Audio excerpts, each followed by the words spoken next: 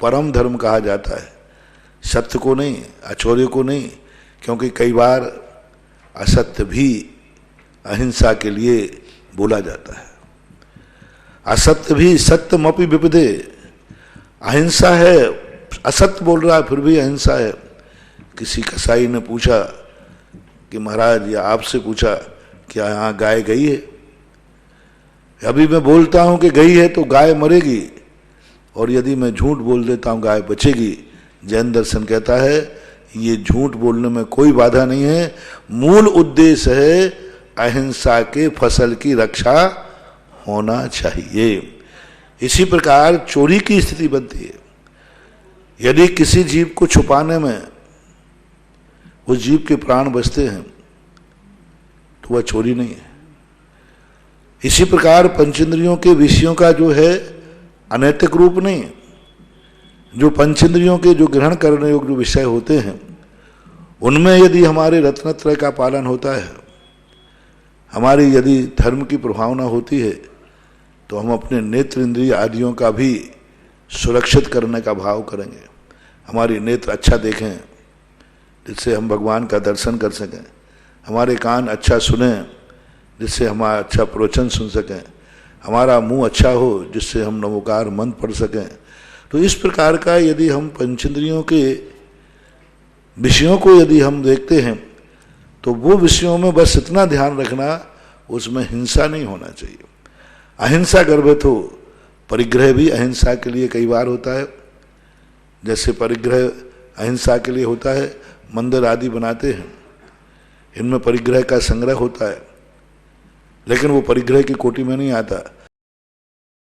कान है लेकिन परिग्रह नहीं है। मंदिर में 4 दीवारें हैं, छत है, सब कुछ वही है, लेकिन परिग्रह की कोटि में नहीं आता है। परिग्रह की कोटि में नहीं आता। संसाला परिग्रह की कोटि में नहीं आई। आपने एक 50 लाख का मकान बनाया, आपने खुद अपने लिए, वो परिग्रह की कोटि में। और एक व्यक्ति ने 1 करोड़ रुपए का मंदिर बनाया, 10 करोड़ का मंदिर बनाया, उसी व्यक्ति ने बनाया, वो परिग्रह की कोटि में नहीं आता। उसने संसाला बनाई, परिग्रह की कोटि में नहीं आती, क्योंकि वो किस लिए बनाई? अहिंसक के लिए बनाई। मंदिर जो बनाया उसने एक अहिंसा के महापुजारी प्रभु के लिए बनाया, अहिंसक गुरु के लिए बनाई। धर्मशाला बनाई, उसने अहिंसक के समर्थन करने वालों को बनाई। यानी मूल स्थिति में अहिंसा की स्थिति बनती है। जहाँ तक 2 संप्रदायों की तुलना की बात है, आज के युग में किसी भी संप्रदाय की तुलना को, प्राचीन और अर्वाचीन की बात कहना विसंवाद का कारण बनता है। इसलिए जब तुमने नाम लेकर के ही पूछा है, तो इस मंच से हम किसी नाम लेकर के किसी को नया और पुराना कहना वो उचित नहीं समझता हूँ।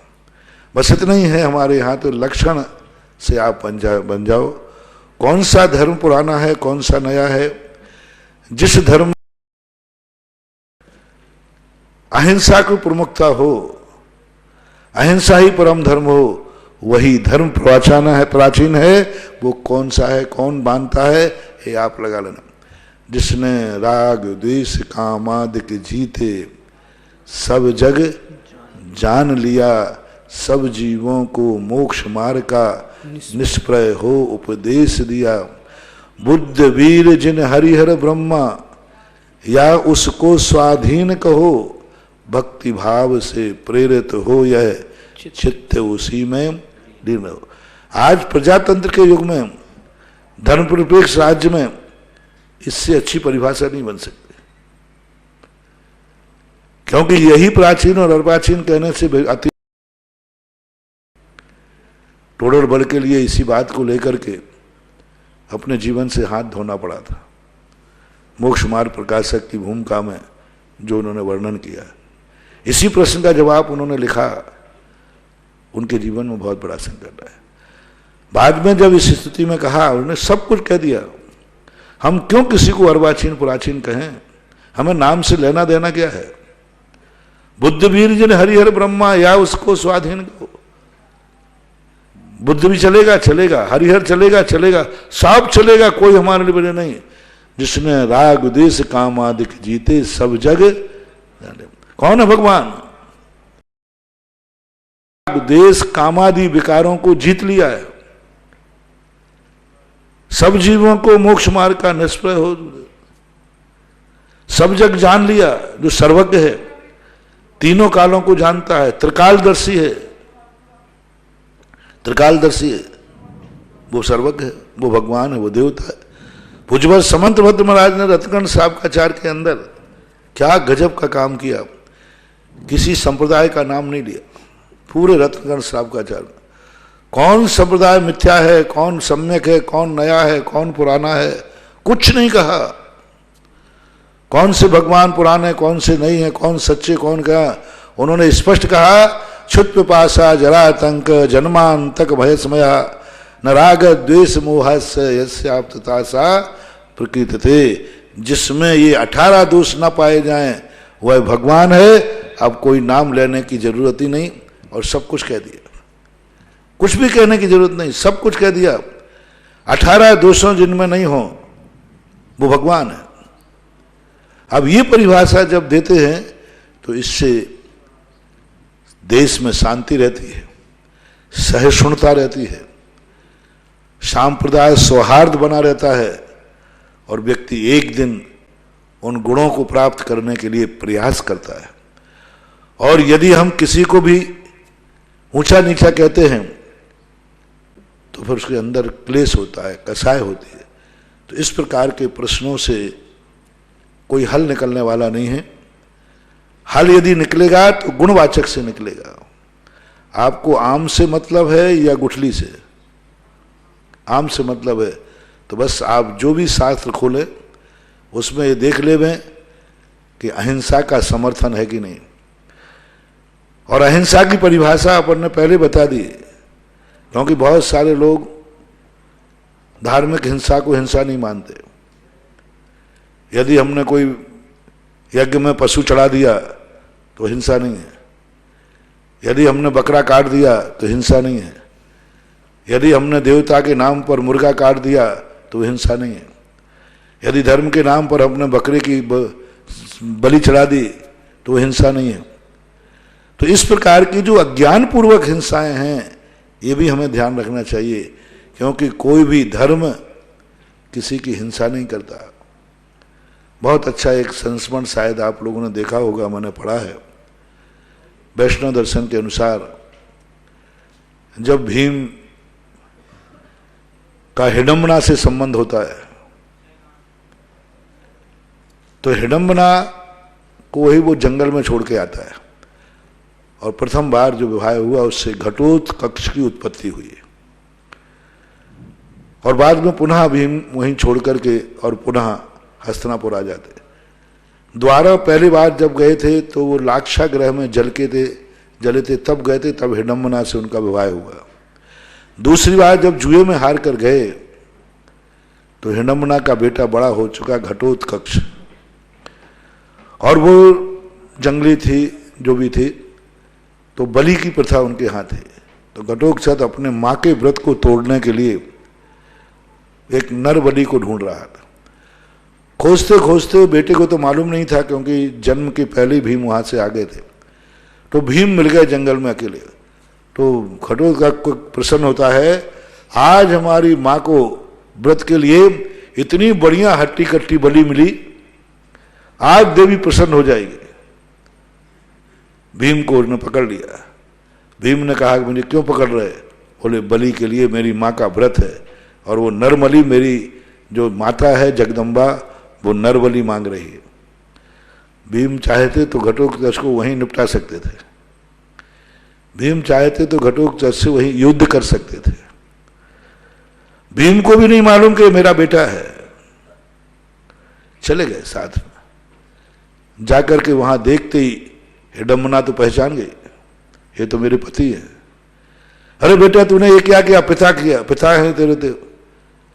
भीम कहते नहीं, आज तेरा पति है तो तुझे दया आने लगी। अभी तक तूने कितने स्त्रियों के पतियों की बलि चढ़ा दी, आज तेरे बेटे का पिता है इसलिए दया आने लगी। तूने कितने लोगों के पिताओं को, बेटों की बलि चढ़ा दी, क्या उस समय नहीं सोचा? और ये तेरी माता जगत माता है, तो जगदम्बा में तो सभी बेटे हैं, वो जगदम्बा हो ही नहीं सकती जो अपने बेटे के खून की प्यासी हो। तो उस प्रसंग में एक ऐसा सबक दिया है कि सब कुछ बता दिया कि धर्म के नाम पर, देवी देवताओं के नाम पर, आराध्य के नाम पर भी बलि चढ़ाना हिंसा है, उसे अहिंसा का बाना पहनाना बहुत बड़ी मूर्खता है। इसलिए इस प्रकार की परिभाषा हमारे शास्त्रों में बनाई है। समंतभद्र महाराज एक बहुत बड़े दार्शनिक थे, उन्हें सारी दुनिया में घूमना पड़ता था, वे सारी दुनिया में जाते थे, बस वो कभी किसी का विरोध नहीं करते थे। वो कहते थे आप तो लक्षण बताओ, भगवान का लक्षण क्या होना चाहिए, मुझे नाम से कोई मतलब नहीं है, लक्षण बताइए। तो हमें भी आज लक्षण की तरफ जाना चाहिए, नाम की तरफ नहीं। लंदन से नितिन अजमेरा, इनकी जिज्ञासा है महाराज श्री के चरणों में। त्रिवान नमोस्तु।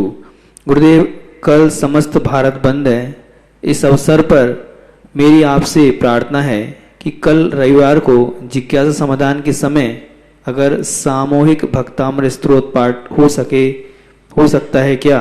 यदि आपके मुखारबिंद से भक्तामृत का पाठ हो एवं सभी श्रावक भी अपने स्थान से पूरे विश्व में उसी समय दोहराएं तो संपूर्ण विश्व को अद्भुत ऊर्जा, पॉजिटिव एनर्जी एवं लाभ हो सकता है। इस समय हम लंदन में भी इसका लाभ ले सकते हैं, कृपया समाधान करें। कल जो भारत बंद है, पहली बार मैंने सुना, दुनिया में कर्फ्यू लगते हैं, लेकिन कल प्रधानमंत्री ने जनता का कर्फ्यू बोला है। और जनता का कर्फ्यू का अर्थ है कल जनता को स्वयं अनुशासित रहना है। पुलिस को नहीं कहना पड़े, पुलिस को ऐलान नहीं करना पड़े कि कर्फ्यू लगा दिया गया, ऐसा करना है, कर्फ्यू लग गया। कर्फ्यू लगा दिया और कर्फ्यू लग गया। कल प्रधानमंत्री देश का अनुशासन देखना चाहते हैं और सारी दुनिया को दिखाना चाहते हैं कि हमारा भारत वो देश है जहां कर्फ्यू लगाए नहीं जाते, कर्फ्यू लग जाते हैं मौका पड़ने पर। और जब कर्फ्यू लग जाता है देश का, एक बहुत बड़ा मिसाल, अभी तक विश्व में किसी ने जनता का कर्फ्यू नहीं लगाया, शब्द ही नहीं था, शब्द ही नहीं था। दुनिया में जितने कर्फ्यू लग रहे हैं सब, जहां देखो आज इटली, फ्रांस, इटली में जहां भी हो जो लग रहे हैं, कर्फ्यू लगाए जा रहे। घर से निकलने पर 25,000 रुपये का जुर्माना है, घर से निकलने पर तुरंत जेल में डाल दो। ये तो सब कर्फ्यू लगते आए, हमेशा से लगते आए, हमेशा से कर्फ्यू लगते आए। गवर्नमेंट ने कानून बनाया, उसका उल्लंघन करने को दंडित किया जाए। लेकिन प्रधानमंत्री चाहते तो इस कर्फ्यू को एक कानूना पायजामा पहना सकते थे और टैग टू ऑर्डर कह देते, कल कोई भी व्यक्ति घर से बाहर नहीं निकले, जो निकले उसको शूट कर दिया जाए, अरेस्ट कर लिया जाए, जुर्माना कर दिया जाए। लेकिन प्रधानमंत्री को भी भारत देश की जनता पर कितना विश्वास है कि हमारी जनता के लिए दंडित करने की जरूरत नहीं है। हमारी भारत देश जब मौका पड़ता है तो स्वयं अनुशासित रहता है। इसलिए कल हमारे देश का एक बहुत बड़ा आदर्श प्रस्तुत करना, सारा विश्व दांत तले उंगली दबा ले जाए कि बिना कानून, बिना पुलिस के अपने आप में भी ऐसा अनुशासन हो सकता है क्या? जो भी कल 7 बजे के बाद कोई भी जैनी कहीं भी आएगा जाएगा नहीं, ना इस क्षेत्र पर भी कोई नहीं आएगा, जो आ गए वो यहीं रहेंगे। कल 7 बजे के पहले जिनको, सारे भारत के लिए मेरा संदेश है, जिनको मंदिर जाना है, अभिषेक करना है, 6 से पौने 7 के बीच में करिए। 45 मिनट काफी है, 45 मिनट काफी। 45 मिनट में भगवान का दर्शन करके और आ जाइए। अभिषेक मिले तो ठीक, 1-2 लोग कर लेंगे अभिषेक, गंधोदक मिल जाए तो ठीक। लेकिन कल जो कहा है 7 बजे के बाद कोई भी व्यक्ति, चाहे धार्मिक कार्य हो चाहे सांसारिक कार्य हो, कल घर से बाहर नहीं निकलना तो नहीं निकलना। जो क्षेत्र पर, बिजोलिया क्षेत्र पर जो है, जो गुरु महाराजों के पास है, साधुओं के पास है, वो साधुओं के पास रहे। हो सके तो साधुओं की चर्या को भी किसी धर्मशाला तक, किसी एक मोहल्ले तक सीमित किया जाए। क्योंकि और मैं तो ये कह रहा हूं, सारे भारत में जहां जहां साधु आरिकाएं हैं, समाज लोग उनके संपर्क से उनको छूने का प्रयास ना करें। उनके लिए इतनी अच्छी व्यवस्था बनाएं कि वे जनरल किसी भी चौके में जाने की अपेक्षा उनकी एक ऐसी दायरा सीमित बने जो लिमिट में हो, जो शुद्ध हो, जो पूर्णता हो। दोष जरूर थोड़ा लगेगा, लेकिन छोटा दोष यदि पूरी जिंदगी बचाता है तो छोटे दोष में कोई मुनि व्रत खत्म होने वाला नहीं है। छोटा दोष लग सकता है कि ठीक है, मुनि की स्वतंत्र चर्या में, मुनि की अनियत चर्या में थोड़ा सा दोष लग सकता है, थोड़ा उसमें कमी आएगी कि साधु को क्यों बांधा जा रहा है, साधु को अनियत को नियत क्यों किया जा रहा है। मैं मान रहा हूं इसमें दोष आएगा, लेकिन ये दोष नहीं है। मैंने पहले ही कहा, जो मूल गुणों की रक्षा के लिए, अहिंसा व्रत की रक्षा के लिए भी यदि कोई दोष लगाया जाता है, वो दोष नहीं है, वो विवेक है। इसलिए अभी जिस मुसीबत से सारा विश्व गुजर रहा है, जिस समस्या से गुजर रहा है, साधु संतों को, साधु साध्वियों को भी देश का, राष्ट्र का साथ देना चाहिए। अपनी बहादुरी दिखा करके दुनिया को ये नहीं दिखाना चाहिए हम दिगंबर साधु हैं, किसी से नहीं डरते। बहादुरी नहीं दिखाना।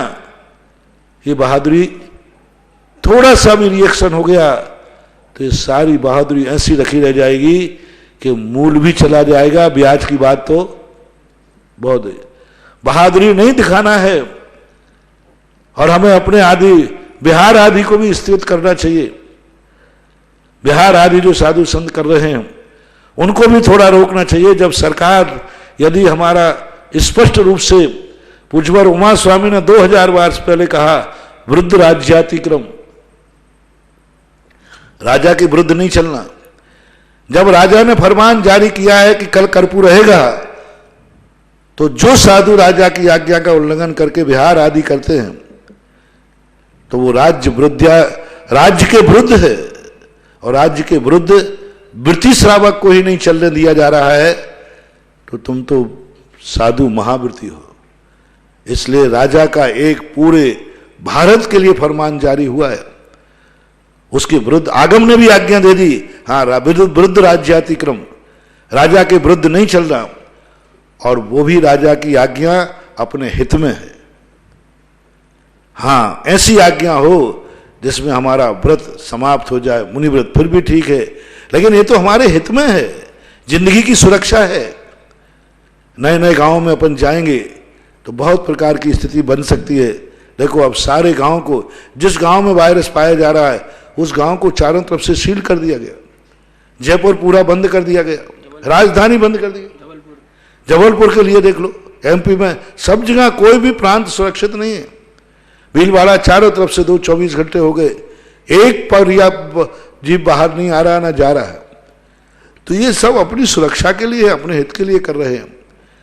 रही बात भक्तांबर के सामूहिक भक्तांबर की, अब वो कैसे सामूहिक शब्द दोहरा पाएंगे, कैसे कर पाएंगे, इसके लिए कैसे व्यवस्था, क्योंकि अनायास से प्रश्न आया है, कैसे व्यवस्था बन पाएगी, इसके लिए तो विचार किया जा सकता है।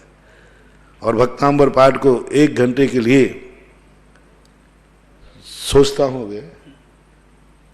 लेकिन बताना तो अभी पड़ेगा ना तभी तो सभी लोग उसके लिए, अभी अपने पास अभी आध घंटा चल रहा है, 5 मिनट में सोच करके अपना चलने दो। सोच भी रहा हूं, आध घंटे में हो जाएगा भक्तांबर, आध घंटे जिज्ञासा में जाएगा, आध घंटे। चलो, इंदौर से ही एक जिज्ञासा इससे संबंधित है। श्रीमती प्रियंका महेंद्र जैन की जिज्ञासा है। महाराज श्री चरणों में नमोस्तु। महाराज श्री, वर्तमान समय में कोरोना वायरस पूरे विश्व में घातक होकर तीव्रता से फैल रहा है। ऐसे में लोग इसका हब्बा बनाकर भयभीत कर रहे हैं। महाराज जी, ऐसे लोग कौन से कर्म बंद कर रहे हैं, इसका इन्हें क्या फर्क? कहाँ हुआ ही है। कौन हुआ बना रहा है, मुझे तो नहीं दिख रहा है। हुआ ही है, हुआ ही है, बहुत बड़ा हुआ है, ध्यान रखना। हवा नहीं बनाया जा रहा, यथार्थ सत्य है, ये हवा ही है। एक व्यक्ति को घर में पाया गया, अभी जयपुर के अंदर एक व्यक्ति को पॉजिटिव पाया गया, उसके घर में 22 लोग थे, कर्मचारी वगैरह, सब पॉजिटिव हो गए। हवा ही नहीं तो और क्या, कौन हवा बना रहा है? गलत बात है। हमेशा कोई अफवाह को अफवाह नहीं मानना चाहिए। आज जो कोरोना के संबंध में कहा जा रहा है वो अफवाह नहीं है, सत्य है। प्रधानमंत्री कभी अफवाह नहीं बोलता, देश का प्रधानमंत्री है। और नरेंद्र मोदी बहुत अपने आप में बोलने में बहुत संतुलित उस दिन का, उसने स्पष्ट कहा भारत की मैं 125 करोड़ जनता का कहना है, हर व्यक्ति ये माने कोई भी व्यक्ति सुरक्षित नहीं है।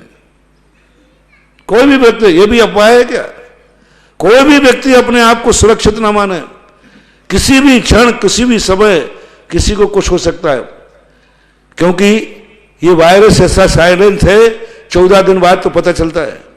अब 14 दिन में तो पता नहीं वो कबाड़ा कर डालेगा। तो कोई भी सुरक्षित नहीं है, स्पष्ट उन्होंने कहा।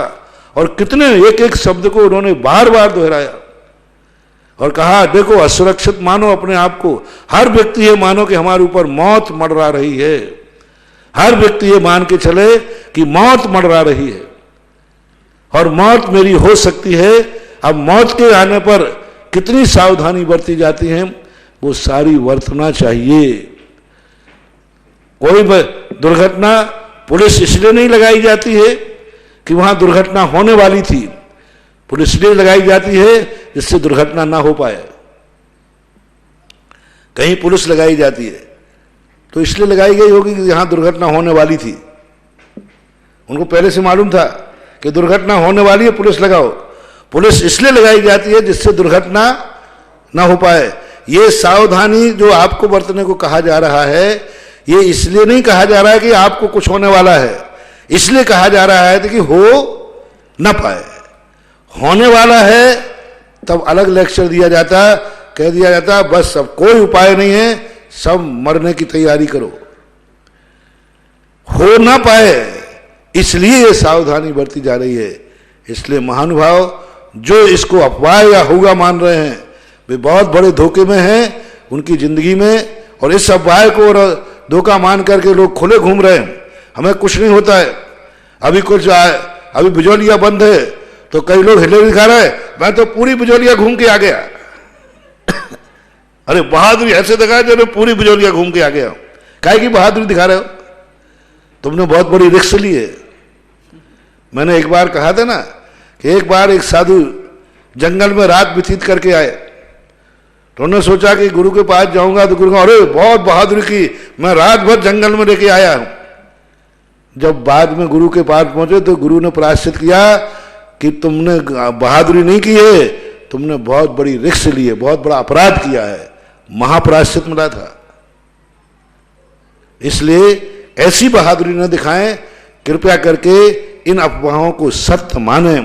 बस घबराएं नहीं, चिंतन करें, सावधान रहें।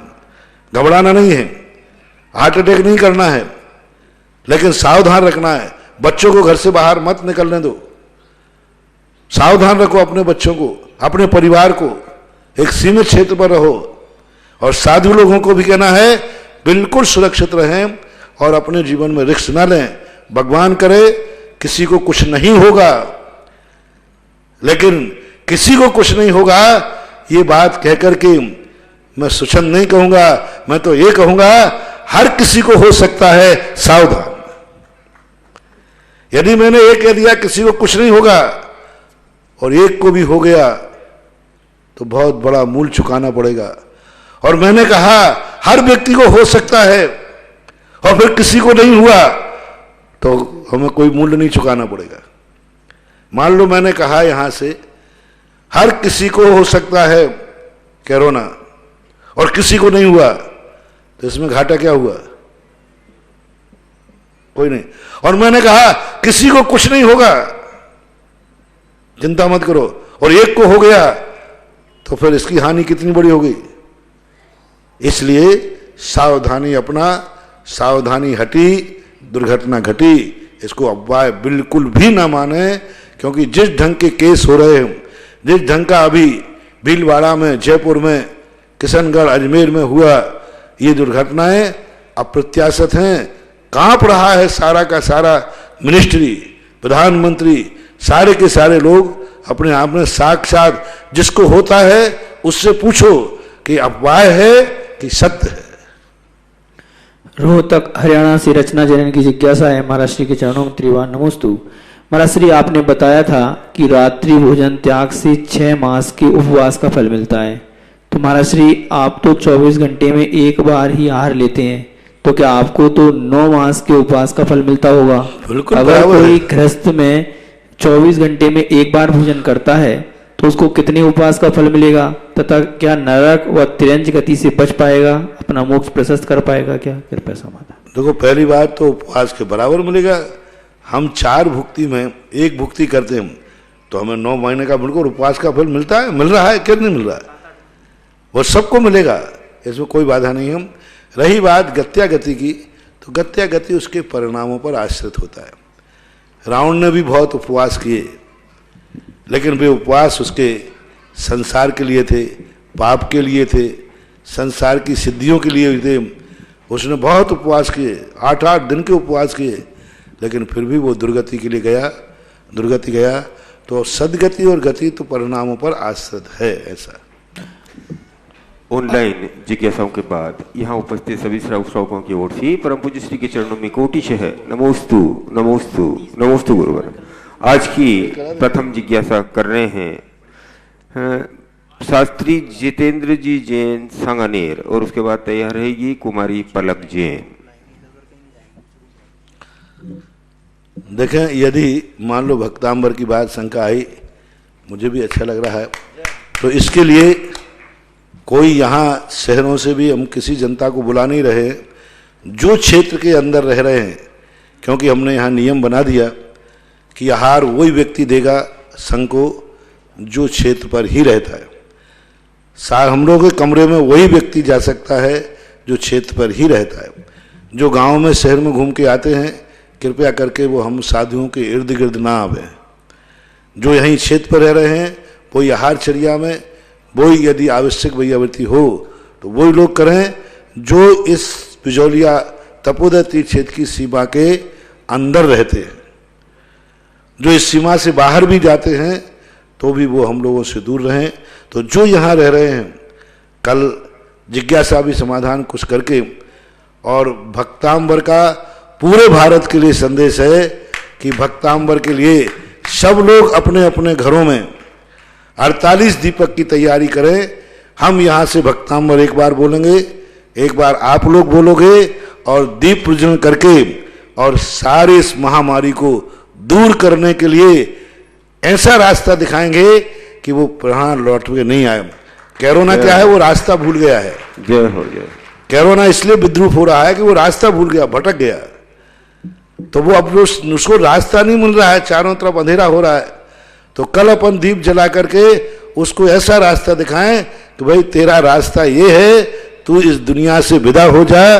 और अभी एक बताते, कोई सुर्री छोड़ी गई है, आकाश में से एक कीड़ा आया, वो सूर्य में जाके समा गया।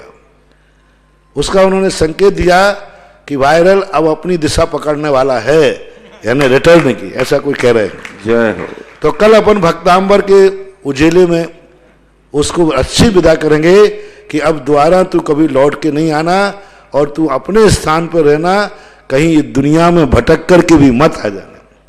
तो कल यहाँ जो अंदर यहाँ रहेंगे, शाम को जिज्ञासा के रूप में, या जो अपने आप आ रहे हैं, अपने कोई वाहन नहीं लगाई जाए, कोई गाड़ी नहीं लगाई जाए, जो अपने वाहन से आ जाते हैं वो आके बैठ जाएंगे, जैसे आज आके बैठ गए हम। तो कल यहाँ भक्तांबर के लिए अपन बहुत अच्छे प्रश्न आया तो भाव हो गया। कल ठीक है, जिज्ञासा के समय ठीक 6 से 7 के बीच में यह कार्यक्रम होगा। और सभी भारतवासियों से मेरा कहना है, अपने अपने घरों में आज से ही 48 दीपक घी के भरकर और 48 बातियां उनमें लगा लें। सामूहिक रूप में करें, घर में एकदम अकेले बैठ के नहीं करें, पूरे सामूहिक रूप में करें, क्योंकि सामूहिक रूप में करने से उसकी एनर्जी अपन लोग सहन कर पाएंगे। हालांकि मैं हमेशा मंदिरों के पक्ष में रहता हूं कि मंदिर में भगवान के सामने होने से वह शक्ति हमारे लिए सहन हो जाती है। लेकिन चूंकि अब मंदिर में जाना अपना संभव नहीं हो पा रहा है, मंदिर जाना शाम को संभव नहीं, इसलिए अपने अपने घरों में सामने जिसके पास कोई तस्वीर हो, फोटो हो, तो फोटो प्रतीक के रूप में रख लेना। भगवान की फोटो हो, गुरु की फोटो हो, तो ये रख लेना सामने रख करके। और कल सब लोग अपने अपने घरों में 48 दीपक रिद्धि मंत्रों के द्वारा सामूहिक रूप से प्रज्वलित करेंगे। इधर हम बोलेंगे और दूसरी बार उसी पंक्ति को पूरा भारत बोलेगा। दिगंबर जैनियों के लिए करना है। श्वेतांबर लोग भी भक्तांबर मानते हैं, यदि वो भी लाइव में सुन रहे हो तो वो भी इस भक्तांबर को दोहरा सकते हैं और 48 दीपक वो भी अपने घर में प्रज्वलित करके। लेकिन मेरा कहना है पूरा परिवार को बैठाना, क्योंकि सब धंधा पानी तो बंद है ही, सब सामूहिक रूप से बैठना और अपने पवित्र स्थान पर अच्छे मन से हाथ पैर धो करके जितनी शुद्धि पूर्वक आप बैठ सके उतने शुद्धि पूर्वक पवित्र भाव से।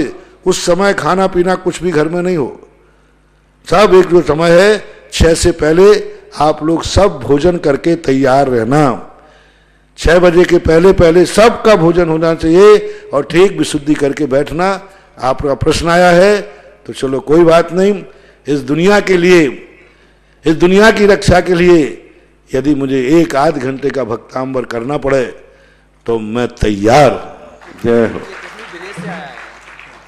और ये प्रश्न विदेश से आया है, जिसने प्रश्न भेजा है उसको सब धन्यवाद दें कि उसके प्रश्न के बहाने पूरे भारत के श्रावकों को कल साधु के मुख से भक्तांबर सुनने मिलेगा और साधु कहेगा उसको तुम दोहराओगे। विदेश में रहने वाले लोग भी जो लाइव में सुन रहे हैं वे भी इसी प्रक्रिया को अपनाएंगे जो प्रक्रिया बनाई। कुछ नहीं करना है, सादा है। सब परिवार वाले शुद्धि पूर्वक भोजन पानी करके बैठे सामने चौकी पर एक थाल में, 2 थालों में, एक में 2 में जिसमें बने 48 दीपक रख लें और बस जैसे उनका बोला जाए दीप प्रज्वलनम करोमि तो आप एक एक दीप जलाते जाएंगे और उन्हीं दीपों के बाद में आप भावपूर्वक आरती करके और अपने पूरे घर को पवित्र करेंगे।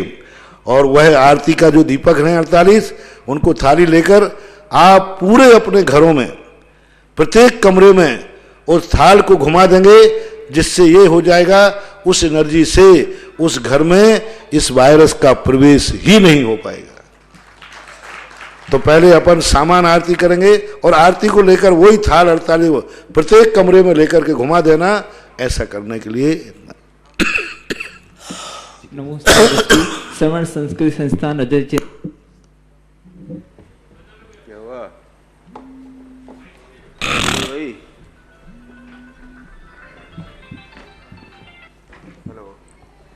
हेलो।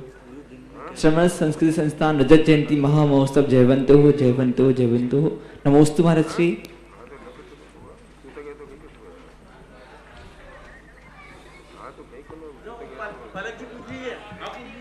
पलक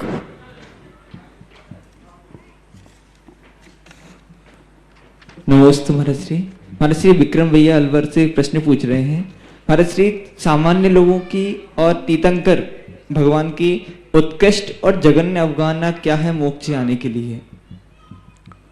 सामान्य जीवों की समगाहना 3.5 हाथ होती है जघन्य अवगाहना। तीर्थंकर की अवगाहना के संबंध में अलग से कोई जैन आगम में उल्लेख नहीं पाया गया, क्योंकि उनकी जघन्य अवगाहना 3.5 हाथ तो हो ही नहीं सकती। सामान्य की पक्का है, 525 धनुष उत्कृष्ट है और 3.5 हाथ जो अपना प्रमाणिक हाथ होता है। कौन सा हाथ लेना, क्योंकि अपने अपने हाथ से हर व्यक्ति 3.5 हाथ का ही होता है। अपना अपना हाथ, 1 हाथ, 2 हाथ और 3 हाथ, अपने हाथ से तो सब 3.5 हाथ के। लेकिन जो प्रमाणिक हाथ है, जो लीक से बनता है, जूस से बनता है, अंगुल से बनता है, हाथ से बनता है, तो जो हाथ अपना 18 इंची का हाथ होता है, इस 18 इंची के हाथ से 3.5 फुट की अवगाहना वाला जघन्य अवगाहना मोक्ष जाने वालों की होती है। यानी 3.5 हाथ में कितने इंच हो जाएंगे? 1 हाथ में 1.5 है तो कितना हो गया? 3 1.5 है 4.5 और कुछ, 4.5 पौने 5 के लगभग जो भी आएगा, इतना प्रमाण मात्र जघन्य अवगाहना है। और दूसरे तीर्थंकरों के संबंध में इसलिए नहीं कहा जाता क्योंकि 30 वर्ष के पहले कोई भी तीर्थंकर दीक्षा नहीं लेते हैं। जिनके 5 कल्याणक होते हैं उनका नियम है कि जिनके 5 कल्याणक होंगे 30 वर्ष की उम्र के बाद ही वो दीक्षा लेंगे। और तीर्थंकर जो 5 कल्याणक वाले होते हैं ये अपने आप में समचतुर संस्थान वाले होते हैं। इनका वामन संस्थान नहीं होगा, हुंडक नहीं होगा और इस प्रकार का कोई संस्थान है, तो उनकी अवगाहना 30 वर्ष में जितनी बढ़ जाएगी, अलग अलग तीर्थंकर की है। 500 धनुष वाला 30 वर्ष में अलग बढ़ेंगे, 7 हाथ वाले तीर्थंकर अलग बढ़ेंगे। इसलिए तीर्थंकरों की जघन्य अवगाहना का उल्लेख किसी आगम में देखने को नहीं मिला, लेकिन मोक्ष जाने वाले जीवों की अवगाहना का है 3.5 हाथ लेना चाहिए। पलक जी।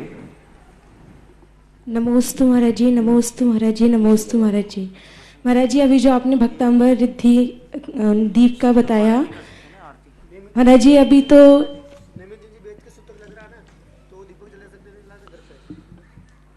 चला सकते हैं। यदि घर में कोई ऐसा, क्योंकि मंदिर का नहीं है, तो वो सामान्य रूप से भक्तांबर पढ़ना, दीपक नहीं जलाएं तो वो सामान्य सुआ सूतक वाले दीपक न जलाएं, वो भक्तांबर का पाठ कर सकते हैं। महाराज जी आपने अभी जो भक्तांबर रिद्धि मंत्र का बताया, अब इस समय में सभी के घर पे 48 दीप मिलना तो असंभव होगा महाराज जी, तो ऐसे में सब लोग कैसे करेंगे? 48 कटोरी मिल जाए, रकाबी मिल जाए, थाली मिल जाए, और नहीं मिले तो एक दीपक जलाकर 48 लोग पढ़ लेना। जी महाराज जी। महाराज जी आप ठीक है, यदि मान लो नहीं मिलता है तो एक दीपक रख लेना सामने और बस भक्तांबर पढ़ लेना। जिनके सुआ सूतक है वे अपने भक्तांबर को किताब को नहीं लेंगे, हम यहाँ से बोलेंगे आप दोहरा लेना। और एक दीपक मांगलिक के रूप में रखने में कोई बाधा नहीं, मंगल रूप में दीपक रख सकते हैं, कोई बाधा नहीं। महाराज जी आपने बताया कि परिवार में एक दिन में कोई ऐसा समय निश्चित होना चाहिए जिसमें सभी परिवार के लोग कोई जाप या पाठ करा करें, तो कल का महाराज जी इतिहास में ऐसा दिन आएगा पहला जिसमें बूढ़े से लेकर बच्चे तक सारे परिवार के लोग घर में होंगे। तो महाराज जी कल की दिनचर्या पूरे भारत देश के जैन परिवारों की, ज़्यादातर तो जैन के लिए पूछा जा रहा है कि क्या होनी चाहिए महाराज जी जिसमें पाप कम हो और भावनाएं कैसी हो जिससे सकारात्मक भावनाओं का मतलब प्रचार प्रसार हो महाराज जी, ऐसे आपसे संदेश। सबसे पहले पूरी सामूहिक रूप से पूरे परिवार की एक प्रार्थना, मेरी भावना जो हिंदी की है, मेरी भावना पढ़ना, क्योंकि मेरी भावना में सब कुछ पूरे राष्ट्र का हित भरा हुआ है। ये मेरी भावना राष्ट्र गीत के लिए बनाई गई थी। जब 1947 में देश स्वतंत्र हुआ तो राष्ट्रगीत मांगा गया सारे लोगों से, तो उस समय ये राष्ट्रगीत के लिए मेरी भावना बनाई गई थी। सभी लोग सुबह उठ कर के सामूहिक रूप से मेरी भावना का पाठ करें। उसके बाद मंदिर की जो सुविधा समय 6:45 के पहले मंदिरों के दर्शन करके घर में आकर के और जो पाठ आपको आता हो वो पाठ आप कर सकते हैं। जितना अधिक से अधिक समय आप धर्म ध्यान में बनाएं। कल कम से कम कोई भी व्यक्ति अपना जितना समय हो अधिक से अधिक धर्म ध्यान में दिखाएं। ऐसी गंदी फिल्में ना देखें, ऐसे गंदे चित्र ना देखें, क्योंकि कल संकट का समय है, कल संकट का दिन है।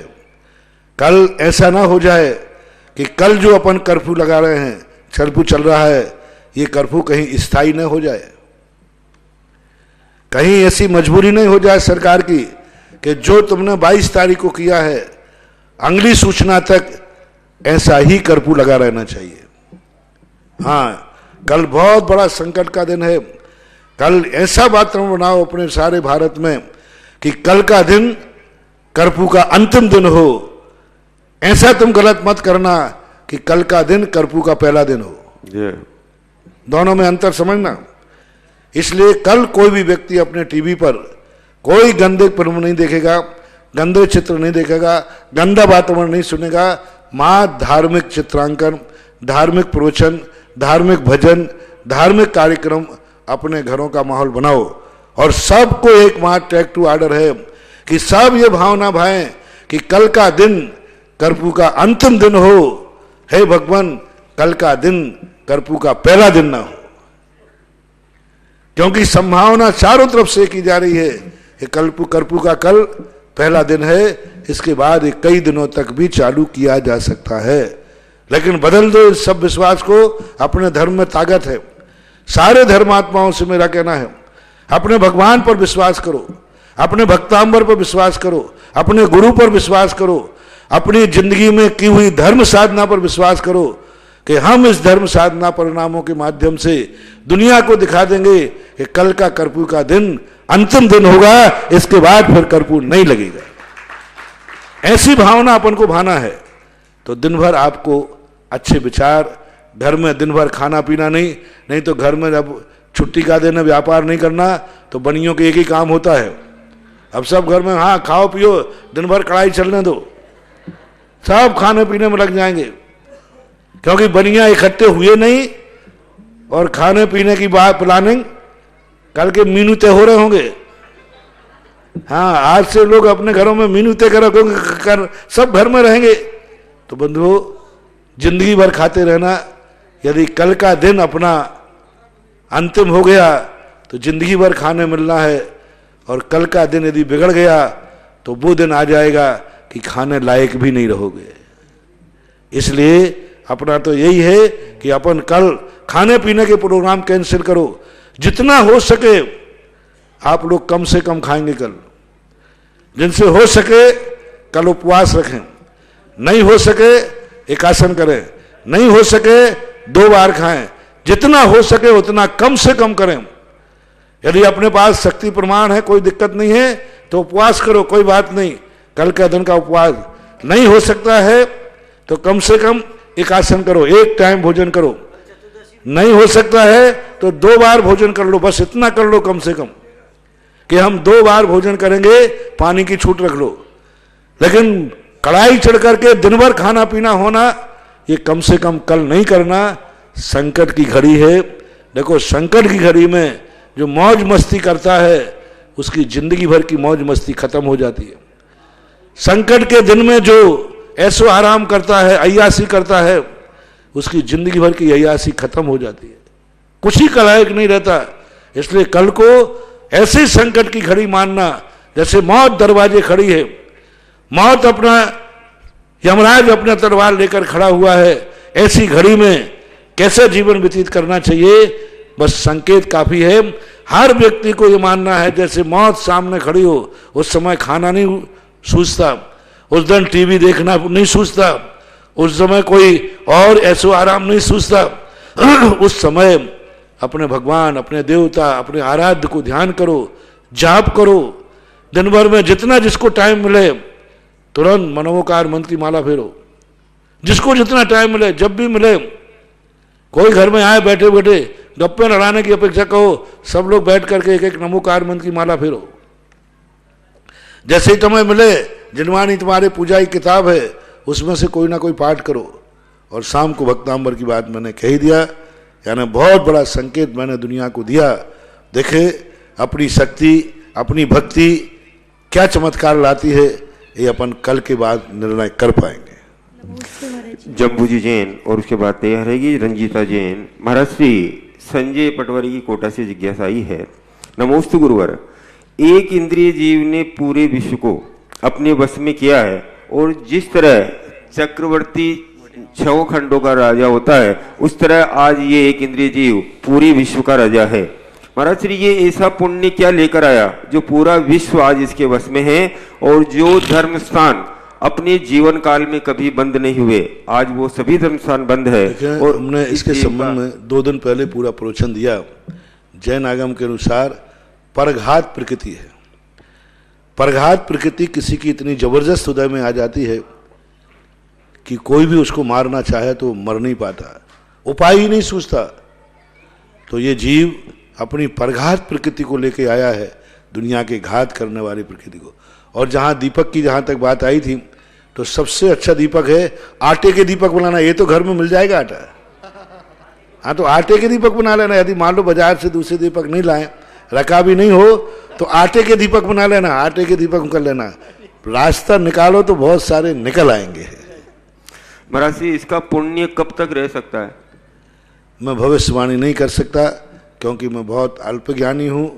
मेरे पास तो एक भक्ति है और एक भावना है। भक्ति और भावना पर हमारा विश्वास है, बाकी आगे मेरा ज्ञान भविष्य की घोषणा करने के लिए सक्षम नहीं है। इसके लिए भद्रभाऊ स्वामी ने भद्रभाऊ संहिता लिखी है, उसके अंदर सारा का सारा वर्णन लिया।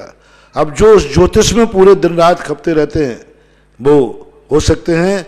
इस बार 5 ग्रहों का एक साथ आना, 5 और 9 ग्रह, ऐसे 2-3 बता रहे हम कि 5 ग्रहों का एक साथ आने का संकेत था कि दक्षिण में तो भारी वर्षा होगी जिससे विनाश होगा और पूरे भारत में महामारी होगी।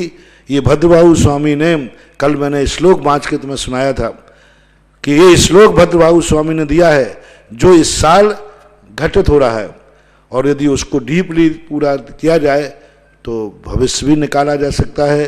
लेकिन अभी मैं उतना उस भूमिका पर नहीं पहुंच पाया हूँ। जम्बू जी जैन। नमस्ते महाराज जी। महाराज जी, मेरी जिज्ञासा है, केवली भगवान के लोभ कसाई का अभाव होता है, तो फिर उनके लेशाओं का सद्भाव क्यों कहा गया? लेशाएं उनके उपचार से कही जाती है। उपचार का अर्थ होता है, जैसे अपन ने देखा कि एक कोई चक्री होती है, चक्री को अपन घुमा देते हैं। अब कोई नहीं घुमा रहा है, फिर भी वो चक्री पहले से घूम रही कि नहीं? आविद्य कुलालवत, यानी एक चाक को अपन ने यूं घुमा दिया और अपन ने छोड़ दिया, वो चाक अपने आप पूर्व संस्कार बस घूम रहा है कि नहीं? अब कोई घुमा नहीं रहा है। इसी प्रकार अनादिकाल से उन्होंने जो कसाई की थी, उस कसाई के माध्यम से जो योगों में चंचलता थी, अब कसाई खत्म हो गई, लेकिन योग अभी पूर्व में संचालित हैं पूर्व संस्कार के कारण से। इसलिए योग कसाय अनुरंजित योग प्रवृत्ति लेस्या, तो कसाय तो चली गई, लेकिन योगों की चंचलता पूर्व संस्कार के कारण बनी हुई है। नमस्ते महाराज जी। रंजिता जैन। और तैयार रहेंगे बालचंद जी। नमस्ते महाराज जी। महाराज जी, जब भी कोई जीव गर्भ में होता है या उसका जन्म होता है, तो क्या किसी प्रकार उसका कोई गुणस्थान बन सकता है क्या? गर्भ में जीवों के गुणस्थान 4 गुणस्थान होते हैं, पहला, दूसरा, तीसरा और चौथा। जिसमें दूसरा गुणस्थान तो बहुत अल्पकाल के लिए कोई जीव, नारकी आदि जीव शासन गुणस्थान में मरकर, क्योंकि दूसरे गुणस्थान वर्ती का अधोगमन नहीं होता, ऊर्ध्व की तरफ आता है, तो अल्पकाल के लिए हो सकता है। लेकिन चौथा गुणस्थान तक 4 गुणस्थान गर्भावस्था में हो सकते हैं। महाराज जी, क्या तीर्थंकर भगवान का भी फिक्स रहता है कि जब उनका गर्भ में आते तब गुणस्थान की चारों में से ही? चारों नहीं, उनका एक ही है। तीर्थंकर नियम से जब भी गर्भ में आते हैं चतुर्थ गुणस्थान वर्ती ही होते हैं, क्योंकि उनका कभी गुणस्थान गिरता नहीं। तीर्थंकर प्रकृति के बंध होने के बाद यदि उन्होंने नरक आयु का बंध नहीं किया है तो उनका गुणस्थान कभी नहीं गिरेगा। यदि नरक आयु का बंध कर लिया है और पहली पृथ्वी से नीचे जाना उनको निश्चित हो गया है, तो एक अंतर मुहूर्त के लिए वो मिथ्यात गुणस्थान में पहुंचेंगे, तीर्थंकर प्रकृति का रुक जाएगी बस। बाकी जब तीर्थंकर पर्याय में जन्म लेंगे तो नियम से चतुर्थ गुणस्थान वर्ती ही होते हैं।